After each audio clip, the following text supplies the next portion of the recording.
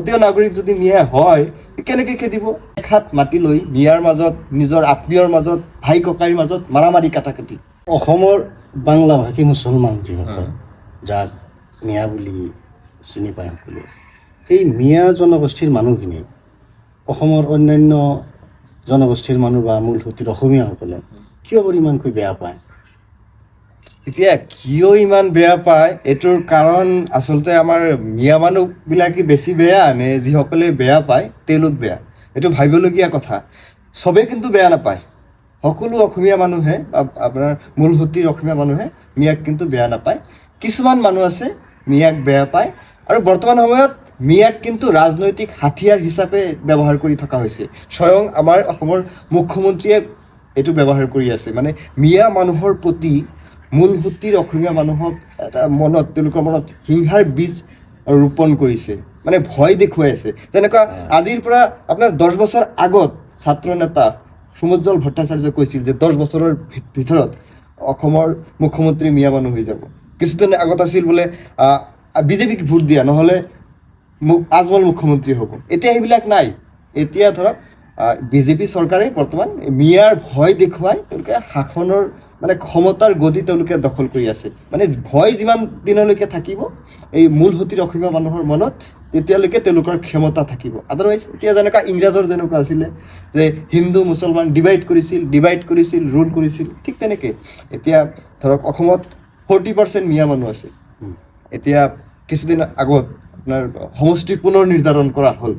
এনেকেই পুনৰ নিৰ্ধাৰণ কৰা হৈছে, মানে মিয়া মানুহবিলাকক ধৰক যেনেকুৱা ধুবুৰী লোকসভা চব একদম মাইনৰিটি মানুহ ধুবুৰীত সোমাই দিয়া হৈছে। মানে ৰাজনৈতিকভাৱে তেওঁলোকক দুৰ্বল কৰা হৈছে। কাৰণ বিজেপিয়ে ভালকৈ জানে যে মিয়া মানুহে বিজেপিক ভোট নিদিয়ে। সেইকাৰণে এতিয়া ধৰ্মলৈ মানুহ কিন্তু বহুত চেঞ্চিটিভ। ধৰ্মৰ দ্বাৰা যদি মানুহক বিভাজন কৰিব পৰা যায় তেতিয়াহ'লে তেওঁলোকে ক্ষমতা দখল কৰিব পাৰিব। এতিয়া মুছলমানক বা মিয়াক কিন্তু বহুত ঘৃণা কৰা আমি দেখিবলৈ পাইছোঁ সামাজিক মাধ্যমত। যেনেকৈ আপোনাৰ শৃংখল চলিহা, এতিয়া উজনি অসমত মিয়াই কাম কৰিব যাব নোৱাৰিব, উজনি অসমত মিয়াৰ প্ৰভেদ নিষিদ্ধ, আৰু এইবিলাক কৰিবলৈ স্বয়ং মুখ্যমন্ত্ৰীৰ পৃষ্ঠপোষকতাত মুখ্যমন্ত্ৰীয়ে নিজে কিছুমান কুকুৰ এৰি দিছে। মানে বেয়া শুনা গ'লেও কুকুৰ এৰি দিছে। শৃংখল চলিহা বৰ্তমান সময়ত আপোনাৰ এই চিতু বৰুৱা কি কৈ আছে, আপোনাৰ ভাৰতীয় সংবিধানত নাগৰিকৰ মাজত কিন্তু কোনো বিভাজন নাই বোলে। এইটো প্ৰথম শ্ৰেণীৰ নাগৰিক, এওঁলোক দ্বিতীয় শ্ৰেণীৰ নাগৰিক, এনেকুৱা কিন্তু নাই।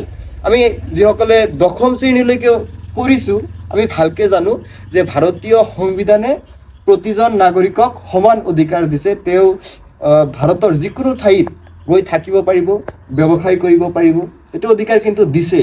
মই অলপ ইণ্টাৰাপ্ট কৰিম। আচলতে মই প্ৰশ্নটো সুধিছিলোঁ, মিয়া কিয় ইমান মানে অসমৰ চুকে কোণে মিয়াক বেয়া পাই আছে? তো আপোনাৰ দৃষ্টিত মিয়াৰ মাজত কোনো ধৰণৰ দোষ বা ত্ৰুটি নাই নেকি? নাই, দুখ নিশ্চয় আছে। এতিয়া এইটোতো ক'ব নোৱাৰিব যে মূলসুঁতিৰ অসমীয়া মানুহ তেওঁলোকৰ মাজত কোনো দুখ নাই। এতিয়া বহুতেই ক'ব খোজে যে অসমত বেছিভাগ অপৰাধ মিয়াই কৰে, বৰ্তমানে চলি আছে। কিন্তু আপুনি পৰিসংখ্যাটো চাব, বৰ্তমান সময়ত আপোনাৰ মুছলমানৰ সংখ্যা অসমত নিয়াৰ এবাউট 40%, বাকী 60% আদাৰ কমিউনিটিৰ মানুহ আছে। কিন্তু আপুনি বাতৰি চাব, তাতে চাব যিবিলাক অপৰাধমূলক ঘটনা হৈ আছে সেইবিলাক কিন্তু সকলো ধৰ্মৰ মানুহ, সম্প্ৰদায়ৰ মানুহ আছে। গতিকে অপৰাধীসকলক অপৰাধীৰ দৰে তেওঁলোকক ট্ৰিট কৰিব লাগে। এতিয়া ধৰ্মৰ নামত, জাতিৰ নামত এই অপৰাধীসকলক বিভাজন কৰিব নালাগে। পৃথিৱীত মাত্ৰ 2 ধৰণৰ মানুহ আছে, ভাল মানুহ আৰু বেয়া মানুহ। বেয়া মানুহ সকলো ধৰ্মতে আছে। এতিয়া খালি মিয়াই কয় নেকি? আপুনি যিকোনো বছৰত তাত কিমানখিনি অপৰাধ হৈ গ'ল, তাতে মিয়া মানুহে কিমান কৰিছে, আদাৰ মানুহে কিমান কৰিছে। আচলতে আমি মানুহক এনেকৈ ভাগে কৰিব নালাগে।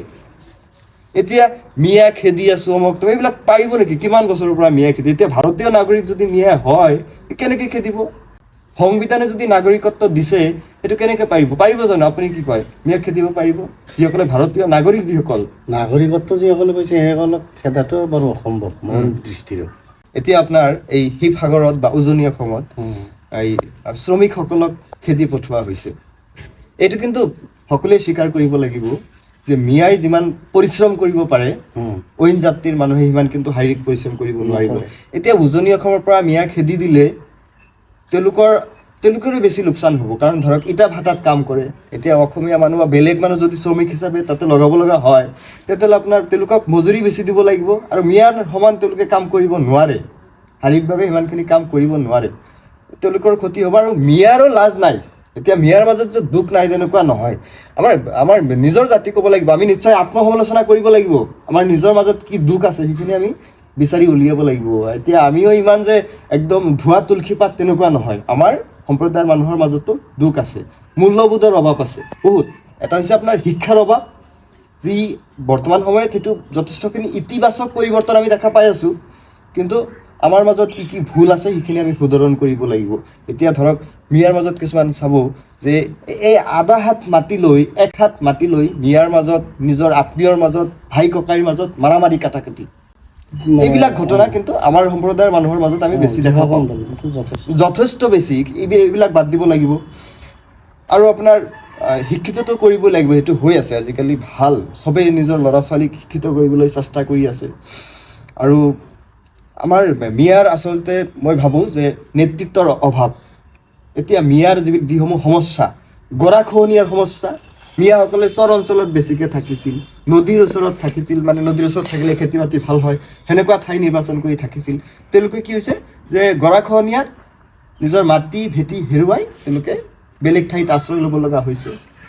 এতিয়া চৰকাৰৰ দায়িত্ব দেশৰ জনসাধাৰণক, নাগৰিকক, তেওঁলোকে যদি ভাৰতীয় নাগৰিক হয় তেওঁলোকক বাসস্থানৰ অধিকাৰ দিয়া, মৌলিক অধিকাৰ হয়, অন্ন বস্ত্ৰ বাসস্থান, এইবিলাক কিন্তু মানুহৰ বেছিক নিডছ, এইখিনি সুৰক্ষা চৰকাৰে দিব লাগে, সেইটো কিন্তু চৰকাৰে কৰা নাই। এতিয়া মিয়াসকলে একচনীয়া মাটি বা বনাঞ্চলৰ মাটি দখল কৰিছে, এইটো বেয়া কৰিছে। চৰকাৰী ৰিজাৰ্ভ মাটি বা বনাঞ্চলৰ মাটি কিন্তু দখল কৰিব নালাগে, তেওঁলোকক প্ৰচ্ছেদ কৰিছে। এজ এ মিয়া সংখ্যালঘু সম্প্ৰদায়ৰ যুৱক হিচাপে মই কৈছোঁ, ঠিকে আছে, ভাল কৰিছে, কিন্তু তেওঁলোকক পুনৰ সংস্থাপনৰ ব্যৱস্থা কৰিব লাগে, চৰকাৰে পুনৰ সংস্থাপনৰ ব্যৱস্থা কৰিব লাগে। এইখিনিত মই এটা কথা আপোনাক সুধিম, সেইটো হ'ল এই যে উচ্ছেদ অভিযান যে ইতিমধ্যে হৈ গ'ল, এই উচ্ছেদ অভিযানটো বাৰু একদম নিৰপেক্ষ দৃষ্টিভংগীলৈ হৈছে নে? নাই, হোৱা নাই, একদম হোৱা নাই। সেইটো বাৰু এইটো চৰকাৰে তাৰমানে সেইটোতো ইচ্ছা কৰি ডাইৰেক্ট আমাৰ CM কৈ আছে, ডাইৰেক্ট CM কৈ আছে, মানে মিয়া মানুহক খেদিব। এতিয়া লুৰিণজ্যোতি গগৈ কৈছে কিছুদিন আগত যে এই ৰেল লাইনৰ ওচৰত যিসমূহ মানুহ আছে সেইবিলাকতো চৰকাৰী মাটি, সেইবিলাক কি উচ্ছেদ নকৰে? চিফ মিনিষ্টাৰে কি ৰিপ্লাই দিছে? তো সেইবিলাক যদি আমাৰ মানুহ নহয়, বেলেগ মানুহ যদি আছে, তাৰমানে CM ছাৰে কি বুজাব বিচাৰে যে মিয়া মানুহ তেওঁলোকৰ মানুহ নহয়, মিয়াৰ CM নহয় তেখেত। তাৰমানে মই এইটো প্ৰশ্ন বিচাৰিছিলোঁ যে CMটো কি আচলতে ইয়াত ভাগ বিতৰণ আছে নেকি, যে অমুক মানুহখিনি CM নে সমস্ত অসমবাসীৰ CM? নাই, তেনেকুৱাতো নিশ্চয় নাই। আমি চবে বেছিভাগ মানুহ শিক্ষিত, তেনেকুৱাতো মুঠেই নহয়। এতিয়া আমি ধৰক ইনকাম কৰি আছোঁ, আমিওতো টেক্স দি আছোঁ। এতিয়া চৰকাৰী আঁচনি মিয়াই পাই আছে নে নাই? পাই আছে, আমাৰ অঞ্চলত পাই আছে। এইটো ধৰক মাইনৰিটি অঞ্চল, চৰকাৰী আঁচনি সকলো কিন্তু সমান পৰিমাণে পাই আছে, চাকৰি পাই আছে, কিবা অসম চৰকাৰৰ কিবা পৰীক্ষা হ'লে সাধাৰণ কেটেগৰীত যিমানখিনি পাব লাগে সিমানখিনিয়ে পাই আছে। তো মিয়াটো দ্বিতীয় শ্ৰেণীৰ নাগৰিক নহয়, এইবিলাক একো উদ্দেশ্য নহয়। CMৰ এটাই উদ্দেশ্য, এই মানুহখিনিক এনেকৈ হিন্দু বা আপোনাৰ মূলসুঁতিৰ অসমীয়া মানুহৰ কিন্তু বহুত ক্ষতি হৈ আছে, এনেকৈ বহুত ক্ষতি হৈছে। তেওঁলোকৰ ল'ৰা ছোৱালী বা তেওঁলোক এইবিলাক লৈ ব্যস্ত হৈ আছে, মিয়া তেওঁলোকক বন্দুকৰ লাইচেঞ্চ দিব, অমুক কৰিব তমুক কৰিব। বাৰু আৰু এটা হট টপিক,